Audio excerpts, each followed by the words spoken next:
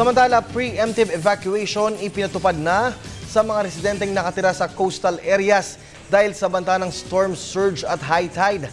Nag-uulat si Waywaya Makalma mula sa NDRMC sa Campo Aguinaldo ng live. Kirby, mula pa nga kahapon ay nagsagawa na nga ang lokal ng pamahalaan ng preemptive evacuation, partikular na sa mga public warning signal number 3, 2 at 1.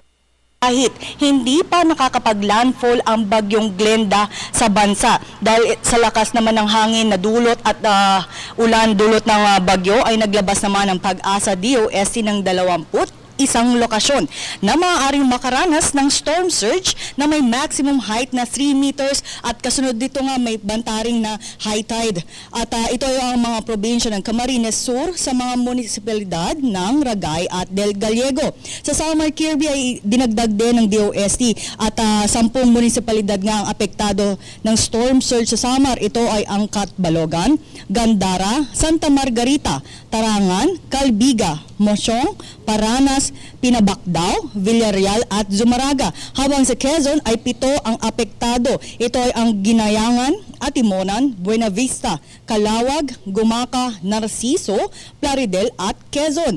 Habang sa Sorsogon ang munisipalidad ng Magallanes lamang ang apektado ng storm surge.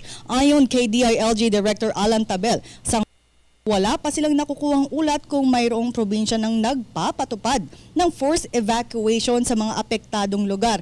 Gayunpaman, hawak na ng lokal na pamahalaan ang pagpapatupad kung kinakailangan magsagawa ng forced evacuation kahit bago pa man maglandfall ang bagyong Glenda. Sa ngayon, ang mga kumpanya ng bus ay nag-abiso na sa DOST na kinansela na nila ang mga biyahe patungo ng Bicol Region, maging ang mga Roro vessels na patungo ng Virac, Catanduanes, Matnog at Pilar, Sorsogon ay hindi na pinahihintulutang bumiyahe dahil nga sa sama ng panahon. Ang mga biyahe naman ng MRT at LRT ay maaaring ma-extend ang kanilang operasyon dahil nga sa bagyo. Habang ang domestic flights lang naman ang nagkansela ng biyahe ngayong araw, Kirby, ito ay ang mga flights patungo ng Legazpi, Virac at Dipolog at vice versa. Habang pinaalahanan naman ng DOTC ang mga kababayan natin na may mga international flights ngayon at walang international flights na nagkansela at pero abiso nga ng DOTC na agad sa mga paliparan at least 3 oras bago ang inyong flight dahil nga inaasahang posibleng magkaroon ng traffic at baha ng patunguhan ng mga paliparan. Narito po ang bahagi ng press conference na ginanap kaninang alas 10 ng umaga dito sa NDRRMC Operations Center. And immediately after we received the information, ay tinawagan na po natin yung lahat ng mga local government units concerned, yung kanilang local DRRM operations centers, para ibigay yung kautusan na magkaroon ng, at this point, preemptive evacuation.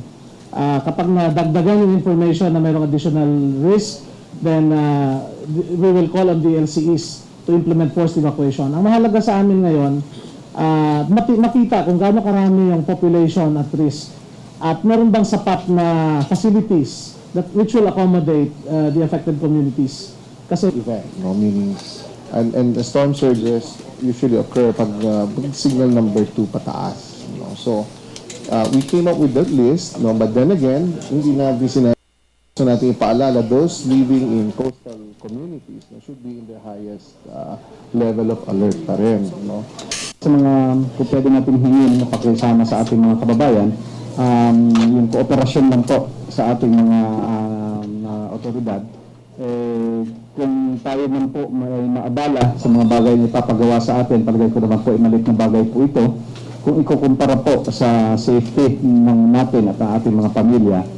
At meron din po tayong pakiusap sana sa ating mga kababayan din na mahilig sa social media at saka mga text na kung pwede po, wag po na lang po natin dagdagan yung mga kung anong mga text na hindi naman, wala naman pong basehan sa katotohanan dahil ito po ay nakakadagdag lang po ng tensyon at takot sa ating mga kababayan. Samantala, Kirby, kinumpirma naman ni Undersecretary Alexander Pama na may isang ang naitalang patay sa Sugbo, Batangas kahapon. Ngunit anya hindi ito kabilang sa bagyong Glenda dahil hindi pa nga nakapag-landfall ang bagyo. Ang sanhi ng pagkamatay ng biktima ay ang natamaan siya ng hapon sa Nasugbu, Batangas.